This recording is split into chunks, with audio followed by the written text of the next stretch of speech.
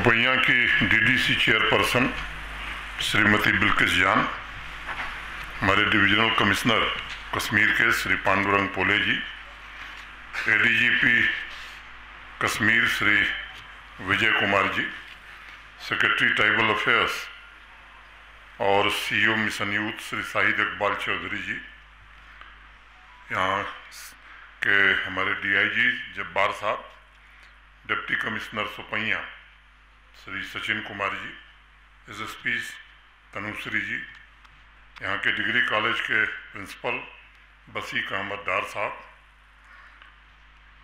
देवियों सज्जनों तथा नौजवान मित्रों, ये बच्चियाँ जो खड़ी हैं बैठ जाएं तो अच्छा रहेगा।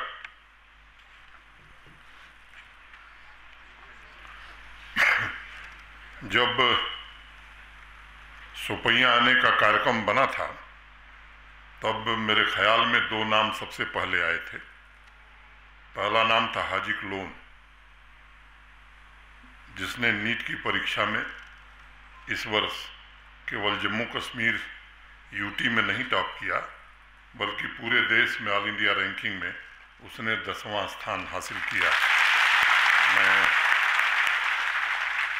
हाजिक लोन को ट्वीट करके मैंने बधाई दी थी और आज यहाँ आकर के मैं पुनः उन्हें मुबारकबाद देना चाहूँगा।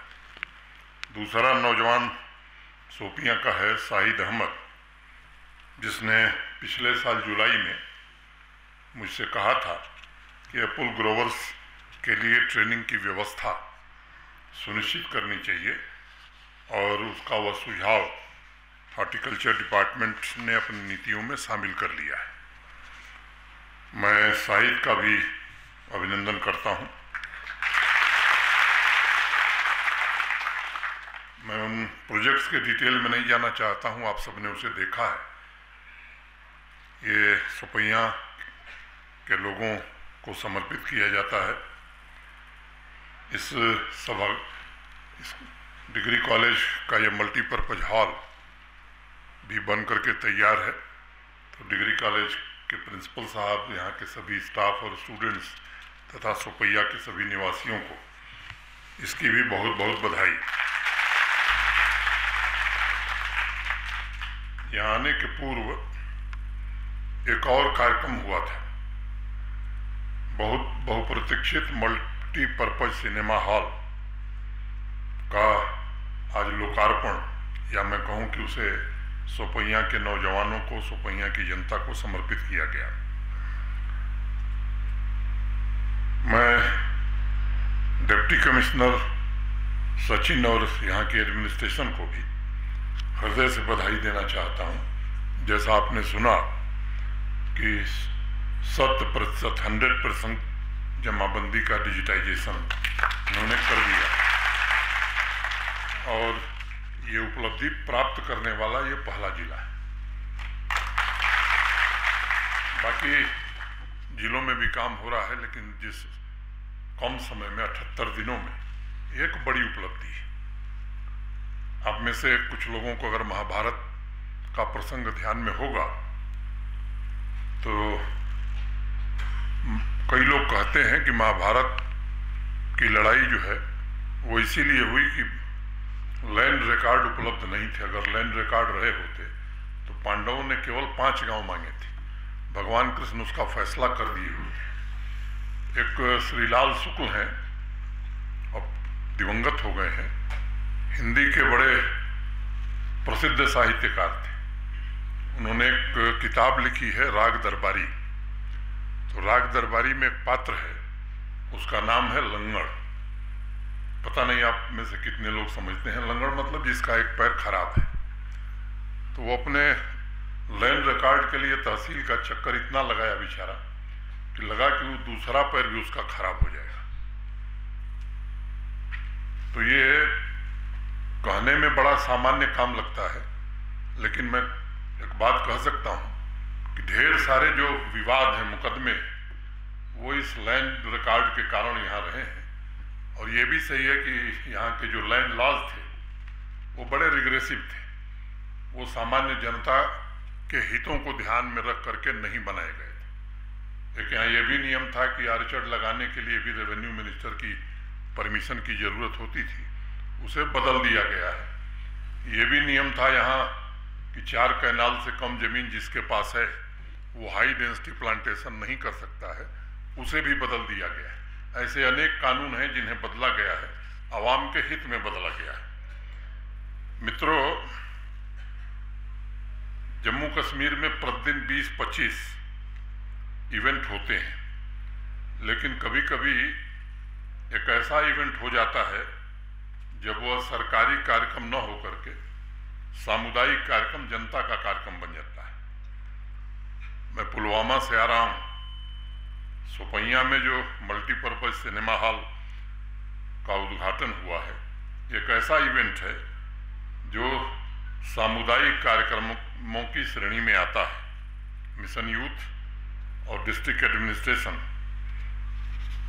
तथा 3 लाख नागरिकों के सहयोग से आज जम्मू कश्मीर की समृद्ध सांस्कृतिक परंपरा में एक नया अध्याय जोड़ा गया है। यहाँ के नौजवान लंबे समय से अपेक्षा रखे हुए थे कि उनके रिक्रिएशन के लिए ऐसी सुविधा होनी चाहिए, और एक फैसला हम सब ने किया है कि हर जिले में, हर डिस्ट्रिक्ट में इस तरह की सुविधा हम उपलब्ध कराएंगे। अक्सर कहा जाता है कि सिनेमा लोगों को सपने दिखाता है।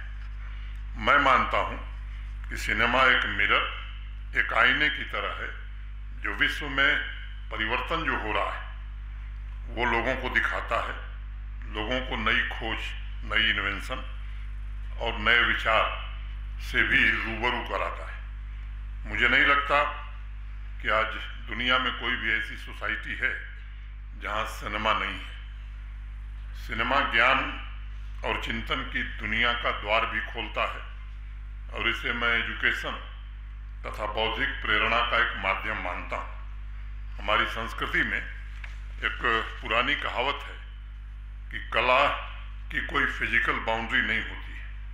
सिनेमा भी उसी कला का एक अंग है, और पिछले कई दशकों में अनेक भाषाओं की फिल्मों ने लोकल, स्थानीय संस्कृति, स्थानीय सामाजिक व्यवस्था से वहीं के लोगों को नहीं बल्कि दूसरे जगह के लोगों को भी रूबरू कराया है। एक छोटी सी घटना है, 2002 से 2004 तक अमेरिका के पूर्व उपराष्ट्रपति अल गोर ने क्लाइमेट चेंज के ऊपर कई सेमिनार में अपनी बात रखी और लोगों को इसके खतरे से आगाह किया, लेकिन वो उतना प्रभावी असर नहीं डाल सका।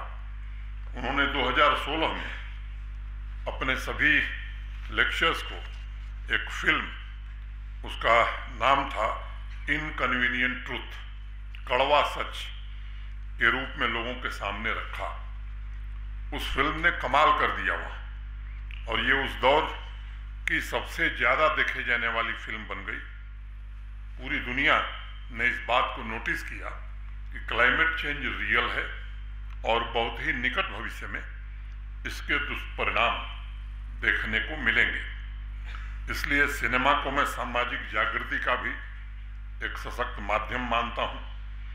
अगर हमें वर्तमान तथा आने वाली नई पीढ़ी को नई दिशा देनी है तो उसके दिल में अच्छे काम करने की प्रेरणा होना बड़ा आवश्यक है। और मैं समझता हूँ सिनेमा हमारी अपनी संस्कृति से जुड़ी डॉक्यूमेंट्री फिल्में, एजुकेशनल फिल्में, युवा वर्ग तथा बच्चों को सृजन का आकाश प्रदान करने का भी सशक्त माध्यम बनेगा। जम्मू कश्मीर में अगर आप देखेंगे तो सिनेमा का कल्चर बड़ा पुराना है। 1931 में जब पहली साउंड सहित फिल्म आलम आरा आई थी, तभी से यहाँ सिनेमा हॉल बनाने की प्रक्रिया शुरू हुई थी, और 1932 में सबसे पहला सिनेमा हॉल बनकर यहाँ तैयार हुआ था। मैं समझता हूँ देश की विविधता को एकता के सूत्र में पिरोकर हमारी संस्कृति, हमारी परंपरा को मजबूत करने का काम सिनेमा ने बहुत हद तक किया है। मुझे पूरा विश्वास है कि यह मल्टीपर्पज सिनेमा हॉल इंफोटेनमेंट के माध्यम में यहाँ के नौजवानों को जागृत भी करेगा और जम्मू कश्मीर की समृद्ध सांस्कृतिक परंपरा को उन तक पहुंचाने का माध्यम भी बनेगा। पिछले वर्ष फिल्म पॉलिसी लॉन्च करने के पश्चात आज आप अनुभव कर रहे हैं कि यहाँ लगातार बॉलीवुड तथा अनेक भाषाओं के फिल्मों की शूटिंग फिर से कश्मीर में और जम्मू में प्रारंभ हो गई। इससे स्थानीय युवाओं को बड़े मात्रा में रोजगार मिल रहा है और यहाँ शूट की गई फिल्म में भी जल्द ही आप सब लोग पर्दे पर देख सकेंगे। इसके अलावा इस हाईटेक सिनेमा हॉल में मिशन यूथ ने एक व्यवस्था की है कि इसका इस्तेमाल इंग्लिश, मेडिकल, इंजीनियरिंग की कोचिंग तथा फिल्म मेकिंग, एक्टिंग और जर्नलिज्म जैसे विषयों को पढ़ाने के लिए भी किया जाएगा। मैं पुनः एक बार कहना चाहूँगा, यह एक ऐसी व्यवस्था है जहाँ समाज के सभी वर्गों को अपना दायित्व निभाना होता है और इस व्यवस्था का लाभ यहाँ के नौजवानों को मिले, ये सबको मिल करके सुनिश्चित करना होगा। जम्मू कश्मीर की विकास यात्रा में सभी जम्मू कश्मीर के नागरिक 1 करोड़ 30 लाख या 35 लाख नागरिकों की सामूहिक यात्रा हो सकती है। अगर हम बेहतर संसाधन, बेहतर व्यवस्था चाहते हैं तो सिर्फ आकांक्षा नहीं बल्कि अपनी जिम्मेदारियों के प्रति भी सजग रहने की जरूरत होगी।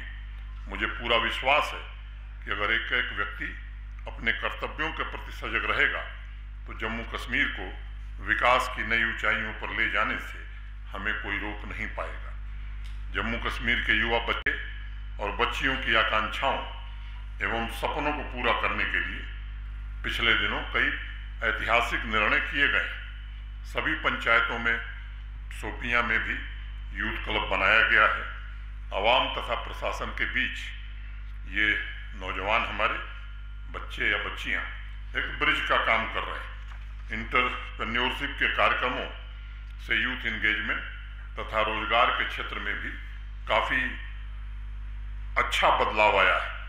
जम्मू कश्मीर के नौजवान जो जीवन के सभी क्षेत्रों में राष्ट्र निर्माण के कार्य में तत्परता से लगे हैं और संयत आत्मविश्वास के साथ आगे बढ़ रहे हैं, उनके लिए सिविल सर्विस तथा अन्य परीक्षाओं की कोचिंग की भी व्यवस्था मिशन यूथ ने की है। ऐसे समय में जबकि शिक्षा के क्षेत्र में दिनों दिन उन्नति हो रही है, हमारी कोशिश है कि देश की सर्वोत्तम कोचिंग एकेडमी की सुविधा शोपियां के नौजवान बच्चों को भी मिले। मैं मानता हूं कि स्वयं के पैरों पर खड़े होने से, स्वयं के अनुभवों से एक नए जीवन का निर्माण होता है। जम्मू कश्मीर का हर एक नौजवान टैलेंटेड है और मैं आप सभी को भरोसा देता हूं कि आपके अंदर की प्रतिभा एवं आत्मविश्वास को सही प्लेटफॉर्म मिले, ये जरूर सुनिश्चित किया जाएगा। मित्रों, आज new type primary health centre का भी उद्घाटन होना था। मैं डीसी साहब ने कहा कि 2020 में बैक टू विलेज में आया था, 15 अक्टूबर के पहले फिर आऊँगा, तो उस दिन समीक्षा भी होगी और बाकी जो आपके कार्यक्रम होंगे वो भी किए जाएंगे। मिशन यूथ शोपियां के नौजवान स्पोर्टिंग टैलेंट के लिए 2 इंडोर स्टेडियम भी बना रहा है। एक स्पोर्ट्स स्टेडियम केलर में तथा दूसरा हरमान में बन रहा है। व्यक्तिगत रूप से मैं मानता हूँ कि आज जम्मू कश्मीर में स्पोर्टिंग इवेंट्स को लेकर जिस तरह का उत्साह है, वैसा शायद देश के किसी हिस्से में दिखाई नहीं पड़ रहा है। और एक बात मैं बताना चाहता हूँ कि हमारी आबादी, जैसा मैंने कहा कि 1 करोड़ 30 लाख 1 करोड़ 35 लाख है, लेकिन अगर स्पोर्ट्स के बजट की मैं बात करूं तो देश का जो सबसे बड़ी आबादी का प्रदेश उत्तर प्रदेश, उससे ज़्यादा बजट जम्मू कश्मीर में हम स्पोर्ट्स पर खर्च कर रहे हैं। तब इसकी महत्ता को आप समझ में आएंगे।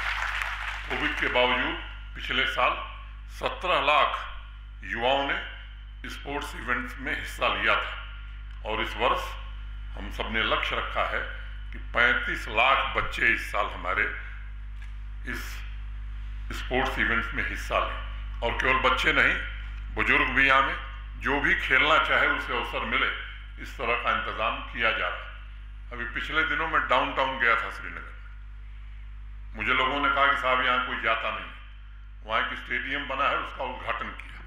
वहाँ के नौजवान मुझे मिले, उन्होंने कहा कि साहब हमें और स्पोर्ट्स फील्ड और ग्राउंड की ज़रूरत है। तो वहाँ के डीसी साहब ने 24 घंटे में ही उसका निदान कर दिया। तो एक कोशिश की जा रही है पूरे जम्मू कश्मीर में कि नौजवानों को अधिक से अधिक स्पोर्ट्स के फील्ड में, एजुकेशन के फील्ड में, स्किल डेवलपमेंट में, रोजगार से जोड़ने के लिए अधिक से अधिक कार्यक्रम चलाए जाएं। खिलाड़ियों के जोश को देखकर निश्चित रूप से एक उम्मीद जगी है। अवाम में विभिन्न क्षेत्रों में अब नए प्राण फूंके जा रहे हैं। नौजवानों को शैक्षिक, सामाजिक रूप से संपन्न बनाने के लिए प्रशासन पूरी तरह से प्रतिबद्ध है। सोपैया में टोंगरी नाले के ऊपर 3 अलग अलग जगहों पर ब्रिज की मांग काफ़ी समय से लंबित थी। आज हब्दीपुरा कादर रोड, हरमान निदूरा रोड तथा नरवानी बादी मार्ग रोड पर ब्रिज का भी शिलान्यास किया गया है। कई सड़कें भी आपके सुविधा के लिए आज उनका ऐलान हुआ है। मुझे उम्मीद है जो आरएनबी के लोग हैं उनसे मेरा अनुरोध है, यहाँ एक रवायत रही है कि काम कब शुरू होता है कब समाप्त होता है, ये लोगों को पता नहीं रहता है। और इसलिए यहाँ एक लैंग्वेजिंग प्रोजेक्ट करके एक स्कीम ही शुरू हुई और मुझे हैरानी होती है कि 20 साल पहले जो प्रोजेक्ट शुरू हुए अब पूरा हो रहा है। तो आरएनबी के लोगों से मेरी अपेक्षा होगी कि समय सीमा के भीतर इन परियोजनाओं को पूरा करें। डीसी सोपैया सचिन से मैं अपेक्षा करूंगा कि स्वयं उसकी मॉनिटरिंग करें और मैं भी हर 3 महीने पर इसकी प्रगति जरूर देखूंगा।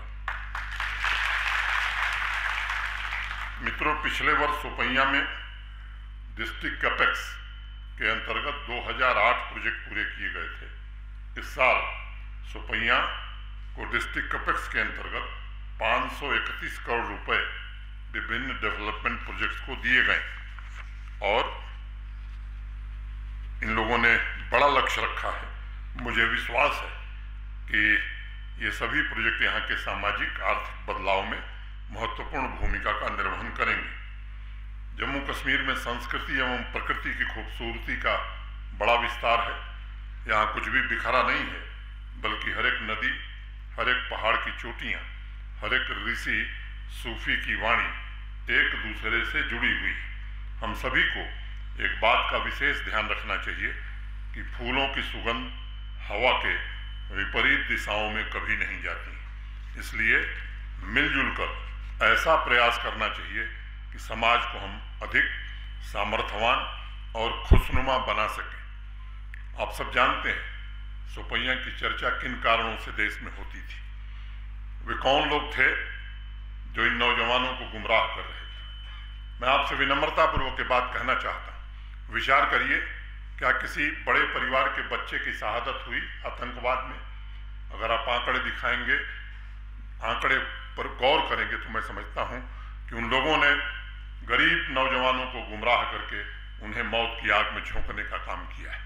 मैं एक बात कहना चाहता हूँ कि हमारे प्रशासन की नीति बड़ी स्पष्ट है।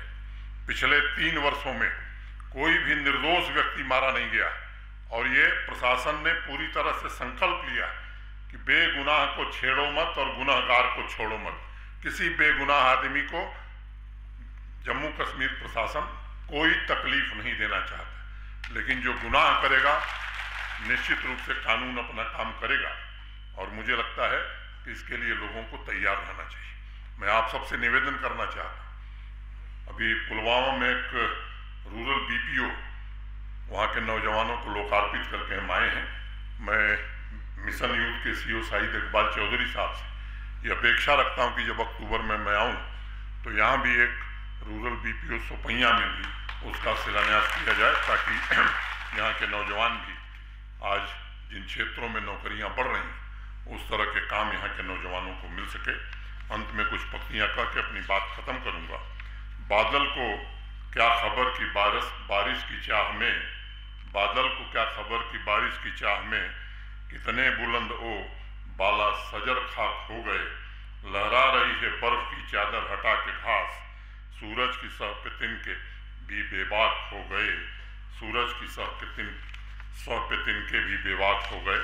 मैं आप सबको हृदय से साधुवाद देता हूँ और हमारे दोनों मैंने नौजवान डीसी और एसपी ने जिस तरह से काम किया है, निश्चित रूप से मैं पूरी तरह से आश्वस्त हूँ कि आने वाले समय में ये जनपद विकास की एक नई गाथा लिखेगा। और नौजवान मित्रों से मैं कहना चाहता हूँ, किसी के बहकावे में आने की जरूरत नहीं। आपको जितना भी आर्थिक सहयोग चाहिए आपके सेल्फ एम्प्लॉयमेंट के लिए, पैसे की कोई कमी जम्मू कश्मीर प्रशासन के पास नहीं है। आप आइए, निश्चित रूप से आपको हर प्रकार की सहायता दी जाएगी। बहुत बहुत धन्यवाद। नमस्कार। जय हिंद।